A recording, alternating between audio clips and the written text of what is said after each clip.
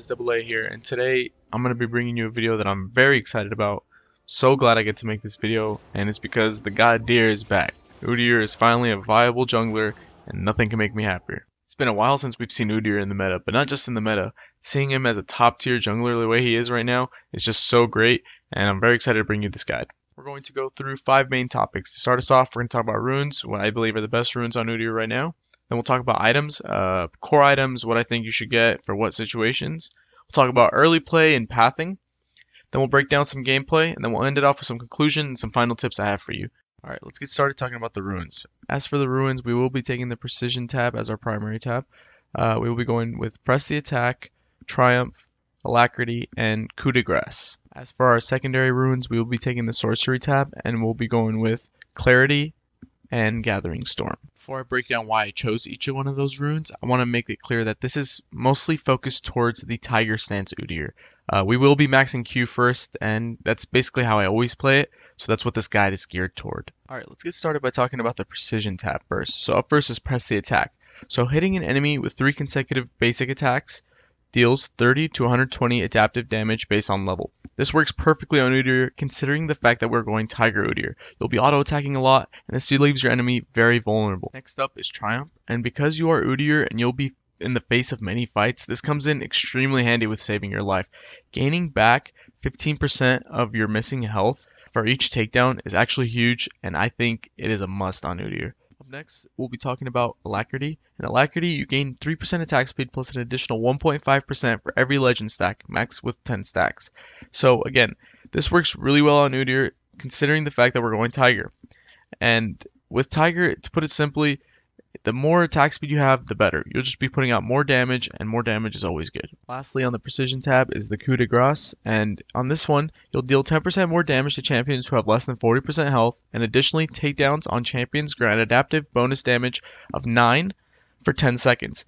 This works really well with finishing off your kills, but along with that, it gives you a nice power spike between each takedown, which can help lead to your next takedown. Up next, we'll be talking about the secondary rune page, starting with Clarity. So with Clarity, you gain 4% increased movement speed and add 8% of your bonus movement speed to your AD as adaptive damage. This is huge on Udyr. Not only are you getting the movement speed, which works really well with things like Triforce, which we will be building, but the icing on the cake here is the adaptive damage you'll be getting. So you have to remember with Udyr, not only is the attack speed good, but the dot damage from your Q is based on bonus AD. So any extra AD just adds more damage to your fighting. So last up for the runes is Gathering Storm. So with Gathering Storm, every 10 minutes you gain AD.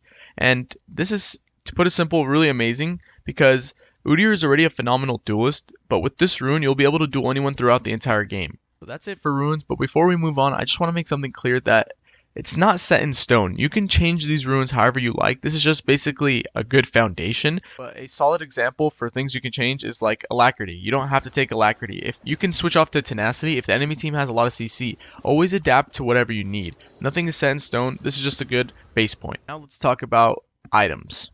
Now as for items, it's a pretty standard start. You get Hunter's Machete and a refillable potion. Now the interesting thing is, you don't usually want to back until you can buy a Tiamat, and boots preferably, but mostly the Tiamat. Typically I just farm my way up there, but if you are getting early game kills, it makes it even easier.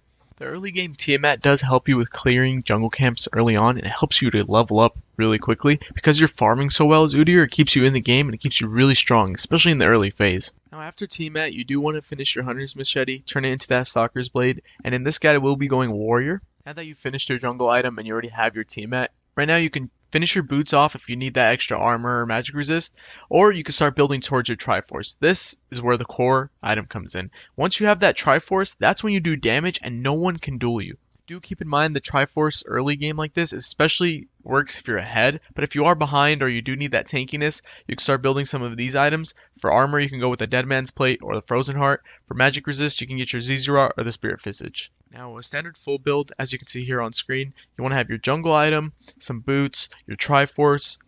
You can have that Frozen Heart for armor, that Zizura for magic resist, and then eventually, as your very last thing you want to do, that's when you get your Titanic Hydra. You don't really want to finish it before your last item. Now, let's talk about the third thing, early play and pathing. So as you can see from this example here, I did start bot side, so I got a leash for my bot lane and got my red buff. After getting my red buff, I head straight to wolves, I don't like going raptors, so that's why I do wolves. But anyway, after wolves, I head towards my blue buff. I do use the jump pad just in case because I do have a Xin Zhao and I don't want to get invaded by him. So after finishing my blue buff, I always hit the top lane at level 3. Here I told my top laner not to push forward so I can gank him. Unfortunately he does die, but I do secure the kill. The reason I gank level 3 is sometimes, for some reason, it is unexpected for them, but it always gives you a flash at bare minimum or a kill. Shortly after getting the kill top lane, I start heading down and I see the Xin Zhao trying to gank our mid laner. Again, this is very easy for me. The reason for that is because Udyr is such a great duelist. As I've said before, Udyr is really strong one-on-one. He's very strong early game, and the nice part is he only gets stronger as the game goes on. Here, we get an easy kill on the Xin Zhao, and I start to farm his jungle. I try to send him back, because the more ahead I am versus the enemy jungler, the quicker I can end the game. Alright, to conclude our section about early game and pathing, as you can tell here while I'm backing, I'm already ahead of him in farm, and I have a 2 kill advantage on the enemy jungler. I'm putting my team ahead, setting the game in our favor from the very beginning. And as you can see from the items I have, I am able to get an immediate Tiamat, my boots, and I start working towards my Stalker's Blade. This is a very ideal start for you as an Udyr, and this is a great way to start off the game. What you want to do now is keep the pressure up. Don't let them get back into the game. Keep on ganking, keep on farming, keep taking dragons. We'll talk more about that right now as we break down some gameplay, so let's get started with that. Alright, now let's break down some gameplay. As you can see, immediately as I come back, I see the Xin Zhao out of position, and yet again, it's a very easy pick for me. Don't forget, when you're fighting, now that you have a Tiamat, make sure that you're using it.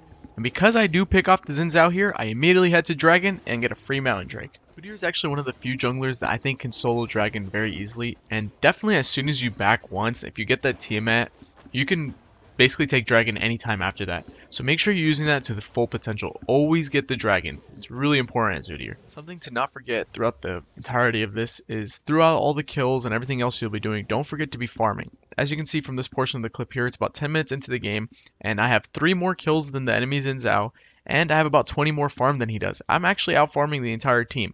I don't have perfect farm by any means, but it's actually pretty solid farm. You just have to remember not to waste too much time sitting around trying to get kills or doing something else. Just, if you ever have any doubts of what you should be currently doing, farm. Just farm.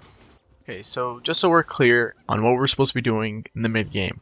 So basically, it's all about pressure. Keep ganking the lanes, keep getting turrets, keep getting dragons. You don't want to waste time. You want to end the game as quick as possible. That's the best way to play with Udyr. And this is the way you should be playing any champion, not just Udyr. You should always be pressuring lanes. You should always be looking to win the game. You don't want to waste time, especially if you're not good late game. If the enemy team is better than you late game, you want to end the game. Obviously, you don't want to make any silly mistakes, but just don't waste time. Keep applying pressure. Get your turrets, get your barons, get your dragons. Just keep up the pressure. I know I've said that a lot now, but it's honestly so important. It's what wins games, really. So now you kind of get the gist of the breakdown of our gameplay, so let's just move on to the conclusion and some final tips I have for you. Alright, let's go over some tips. We're going to go over some mechanics that are really important to know and master as Udyr. These will make the difference between getting the kill and not getting the kill. It's a great difference in the DPS, really. Alright, let's take a look at Udyr's passive, Monkey's Agility.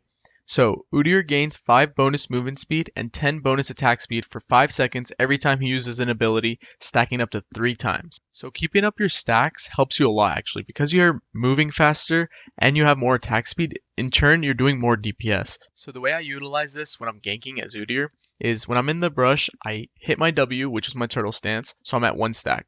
Then I'll hit my E, which is my bear stance, and now I'm at 2 stacks. By the time I get to them, I'll stun them, and then I'll switch to my Q, and now I'm at 3 stacks. So I'm going to be putting out the most possible damage that I can be putting out. You can see me utilize this in the video you see running in the background. I start in the brush with my W. As soon as I leave the brush, I'm in my E, so that way I'm moving faster and I'm moving towards them. I get to the enemy, I stun them with my E. As soon as I stun them, I switch to Q, and now I'm at 3 stacks and I'm putting out as much damage as I can, and I get both kills. The next thing I want to talk about is what you see running in the background now. So this is about flashing with your bear stance. Make sure, like when you're coming out of a brush for a gank or whatever it is, if you want to flash and confirm a kill, you're already in bear stance, so when you flash onto them, you automatically stun them and they don't have a time to react. That way you can confirm your kill. Okay, so the next thing we're going to talk about is probably the most important thing in terms of damage, and it's the tiger stance. So for the tiger stance, Udyr's basic attacks generate tiger stance on hit, up to 3. At 3 stacks, Udyr's next basic attack is a Tiger Strike, which deals bonus physical damage over 2 seconds. This might be where you've heard about the dot damage, which stands for damage over time. I know some people might watch Trick2G and he uses it a lot. He always talks about the dot damage. So let's take a look at this video that I have here running in the background, and it shows the difference between when I use the dot damage and when I don't use the dot damage. So based on this first attack that I use on the dummy, the damage dealt is 155. When you take a look at the second dummy, because it is using the dot damage, I deal 478 damage. That's 3 times as much damage. Now let's take a look at what Trick likes to call the double dot. Here I'm showing you how much damage 2 regular auto attacks do versus a double dot. As you can see, the difference in damage is unreal. The regular double attack does 310 damage and the double dot does 1100 damage. That is just unreal. The way you do this is actually pretty simple. You just want to have the Q ready on the third strike, and then you hit him once with an auto attack, and then immediately click Q and hit him again, so it does a double dot damage. Using the double dot is definitely the best way to put out the most damage. This is how you get your highest amount of DPS, and this is the way you just destroy people one-on-one. So some last minute things I can think about that can definitely help you is actually pretty simple. One is just get out there and play Udyr. Just hands-on playing Udyr, getting a feel for him, learning the mechanics, mastering the mechanics. This will help you become a better player. Second thing I want you to remember is that Udyr is actually very strong with split pushing. That's why I always hear Trick talking about the gates. So for me, I think Udyr is actually phenomenal split pusher. Because you're so good one-on-one, it's very hard for them to just send one person at you to defend their tower. They need to send at least 2 people to come get you. The third and final thing I want to say is go watch somebody else play Udyr. Go watch Trick2G. He's mastered Udyr. He's really fun to watch and he can teach you a lot. Or you can check out my latest video where I played Udyr in a ranked game.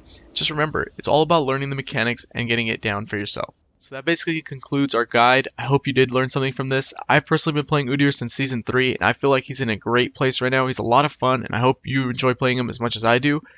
That's going to do it for us here today, guys. I hope you really did like this video. If you did, leave a like down below. And if you're new here, don't forget to subscribe, and I'll see you in the next video. Peace.